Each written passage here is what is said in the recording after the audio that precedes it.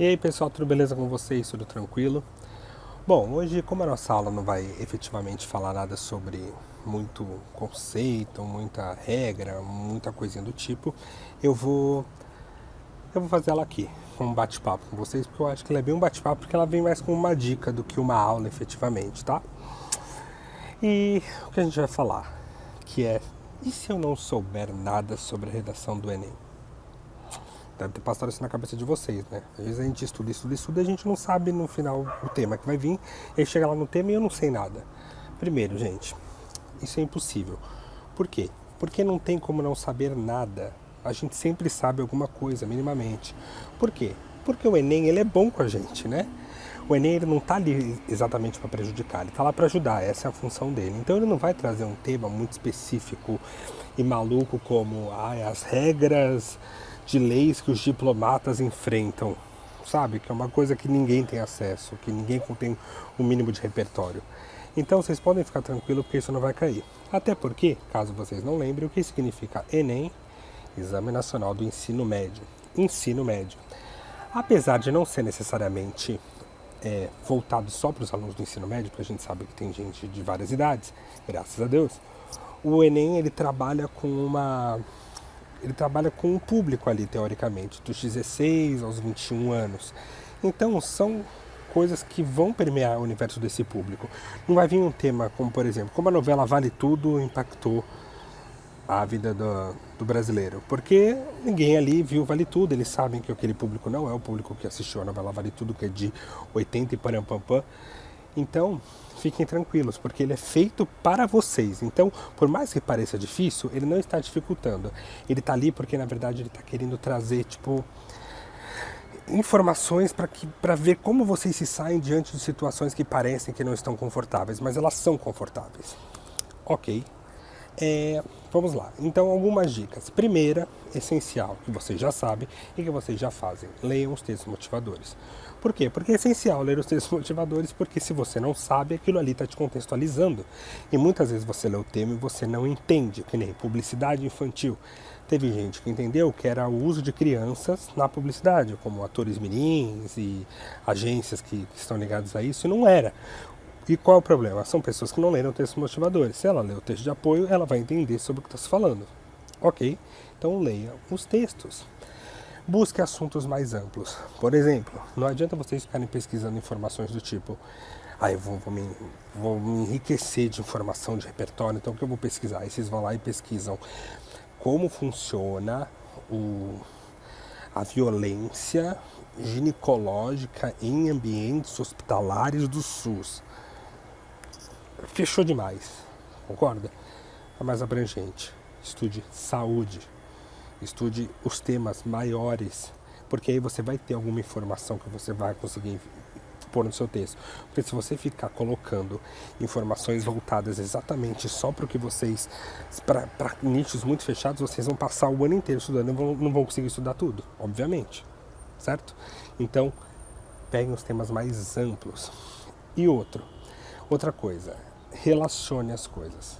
Todo tema vem de um assunto. Ou seja, você tem um tema lá que é, por exemplo, publicidade infantil. Qual o assunto desse tema? O assunto desse tema está voltado, na verdade, a consumismo. É isso que o Enem está querendo trazer. Por que ele não traz um tema consumismo, o adulto consumista? Qual o problema que isso tem? Porque, na verdade, ele está trazendo qual a grande problemática disso, que é o consumismo. Só que ele traz através de um outro tema, para você ter mais força até do que deixar numa coisa tão abrangente, que é difícil.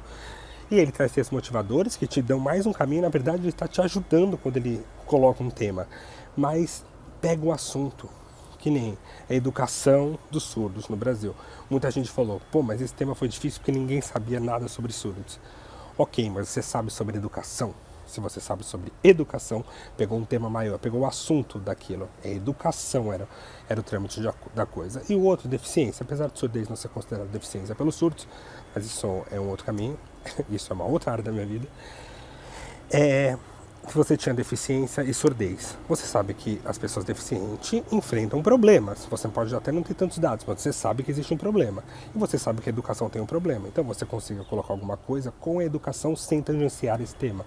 Por exemplo, você pode falar sobre como é difícil as escolas públicas e as verbas destinadas a elas, que são cada vez menores e dificultam o ensino.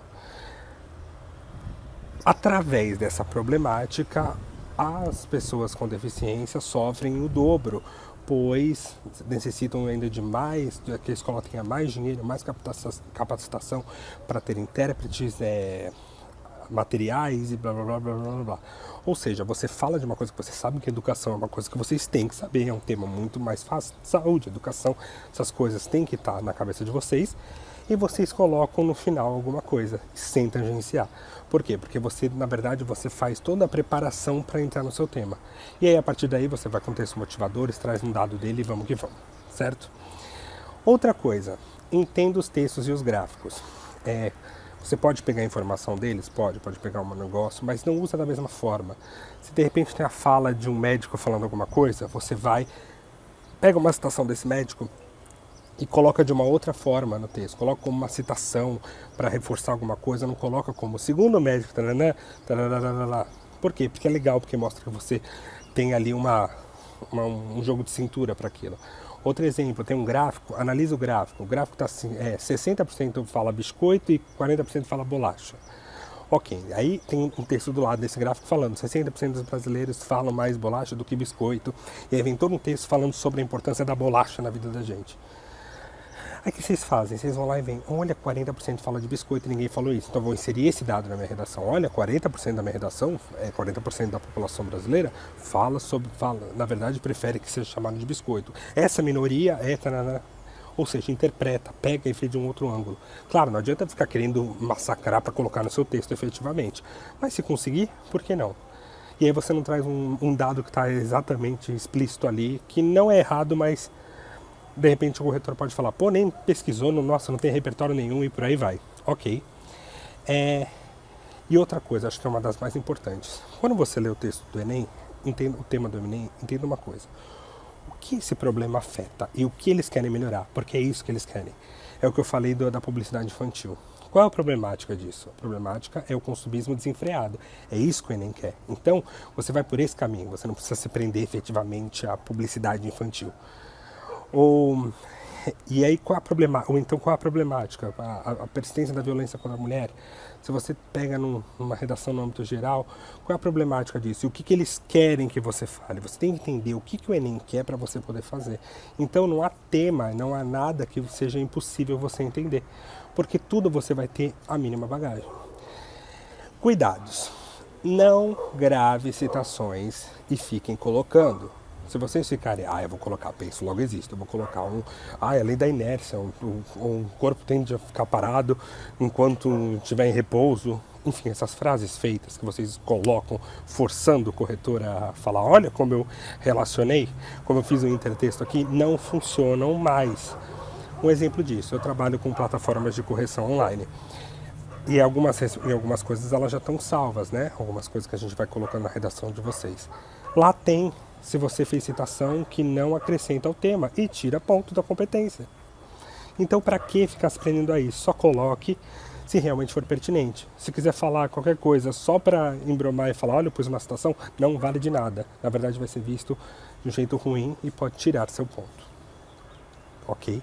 E, último, não menos importante, o que isso lembra? Quando você vê o tema, fecha o olho 1 minuto e fala, o que isso me lembra? Isso lembra filme, isso me lembra série, isso me lembra o quê? Claro, isso é essencial que tenha, mas tenta dar um tempinho para ver o que vem na sua mente. E principalmente, relacione com algo ou da atualidade, ou que seja obrigatório. Por exemplo, livros obrigatórios do ano. Por que não? Vê, dá para linkar? Claro, não vá forçar. Se é um tema que não dá, não dá. Não dá para fazer isso. Mas se de repente tem um livro do ano, presta atenção nas aulas do Sérgio. Pegou. Quais as leituras obrigatórias que estão esse ano? Falar, eu vou linkar isso com isso, porque dá. Por quê? Porque o corretor você mostra o repertório cultural, você mostra intertexto, e ele vai ver que é algo que está muito agora na realidade e você conseguiu trazer. Outro exemplo é o coronavírus. De repente, se é uma redação sobre egoísmo, você consegue colocar o coronavírus. Falar que no final a população tem cada vez mais ignorado a quarentena e com isso mostra que, na verdade, que o brasileiro sempre foi tido como um povo acolhedor, na verdade está se mostrando um povo egoísta. E tá vendo? Porque é um tema da atualidade, mostra que você tá antenada, que você tá por dentro, e o Enem gosta disso. Ok, nesse nosso papo, nessa nossa conversa, tem uma frase que acho que é muito boa. Se você sabe dançar, pouco importa a música. E é isso que é a redação. Se você já sabe escrever, se você já entendeu o que é uma redação, pouco importa qual é o tema. Você vai conseguir desenvolver. Você já sabe qual é o esqueleto dela, você já sabe como vai fazer. E é assim na música. Pouco importa se a gente sabe dançar, pouco importa se está tocando isso ou aquilo. Claro, a gente tem as nossas preferências. Isso é inevitável. Mas isso não quer dizer que você não saiba dançar uma outra música. Pode ser que você não queira, que você não goste, mas não quer dizer que você não sabe. E com a redação é a mesma coisa. Tem temas que você vai desenvolver muito mais fácil, mas não quer dizer que o outro tema você não saiba. Entenderam? Exercício. Eu vou deixar uma proposta para vocês lá no nosso material didático e aí vocês entrem lá, façam e me entreguem. Ok? Então, pessoal, até semana que vem.